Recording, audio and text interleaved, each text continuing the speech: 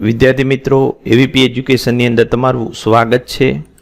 જે વિદ્યાર્થી મિત્રોએ ચેનલને સબસ્ક્રાઇબ ના કરી હોય તે કરી લેજો, જેથી નવા વિડીયો તમને સરળતાથી મળી રહે।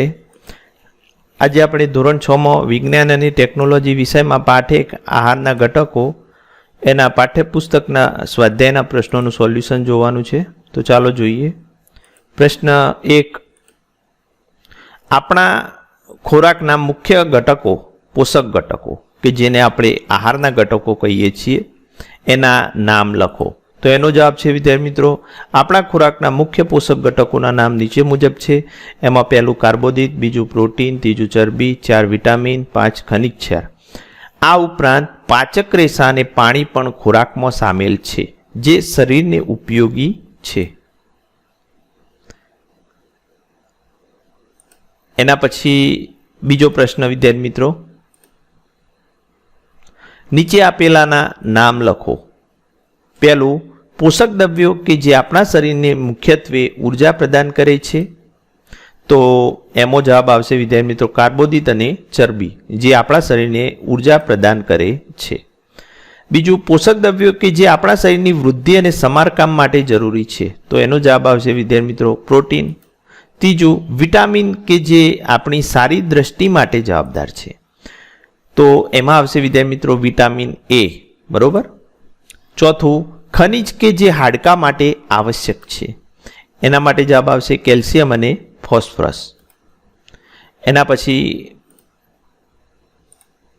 ત્રીજો પ્રશ્ન, બે એવા ખાદ્ય પદાર્થનું નામ લખો કે જેમાં નીચે આપેલ પોષક દ્રવ્ય પૂરતી માત્રામાં ઉપલબ્ધ હોય। તો ચરબી એટલે કે ચરબી ઉપલબ્ધ હોય એવા ખાદ્ય પદાર્થનું નામ આપણે જોઈશું તો ઘી, તેલ, બરોબર, માંસ, ઈંડા વગેરે આપણે લખી શકીએ ચરબીવાળો ખોરાક। બીજું સ્ટાર્ચ, તો ચોખા, ઘઉં અને કૌંસમાં અહીંયા મકાઈ અને બટાટા। ત્રીજું પાચક રેસા। હવે પાચક રેસા એ આખા અનાજ, લીલા શાકભાજી વગેરેમાંથી મળે છે। ચોથું પ્રોટીન, તો એ કઠોળ, માંસ અને એના ઉપર જોઈએ તો માછલી, દૂધ વગેરેમાંથી મળે છે। એના પછી ચોથો પ્રશ્ન, આપેલામાંથી સાચા વિધાનો માટે ખરાની નિશાની કરો। તો એમાં પહેલું, માત્ર ભાત એટલે કૌંસમાં લખ્યું છે ચોખા ખાવાથી આપણે આપણા શરીરની પોષક આવશ્યકતાઓ પૂરી કરી શકીએ છીએ। તો વિદ્યાર્થી મિત્રો જવાબ આવશે ખોટું, એમાં આપણે ખોટા ઉપર ખરું કરવાનું છે। પછી બીજું, ત્રુટિજન્ય રોગોનો અટકાવ સમતોલ આહાર ખાવાથી થઈ શકે છે। તો જવાબ ખરું, બરોબર। ત્રીજું, શરીર માટે સમતોલ આહારમાં વિવિધતાસભર ખાદ્ય પદાર્થો હોવા જોઈએ। તો જવાબ આવશે વિદ્યાર્થી મિત્રો ખરું। પછી ચોથું, શરીરને બધા જ પોષક દ્રવ્યો ઉપલબ્ધ કરાવવા માટે માત્ર માંસ પર્યાપ્ત છે। તો જવાબ છે ખોટું, બરોબર। તો આ રીતે વિદ્યાર્થી મિત્રો આપણે સોલ્યુશન કરવાનું છે। એના પછી પ્રશ્ન 5, ખાલી જગ્યાની પૂર્તિ કરો।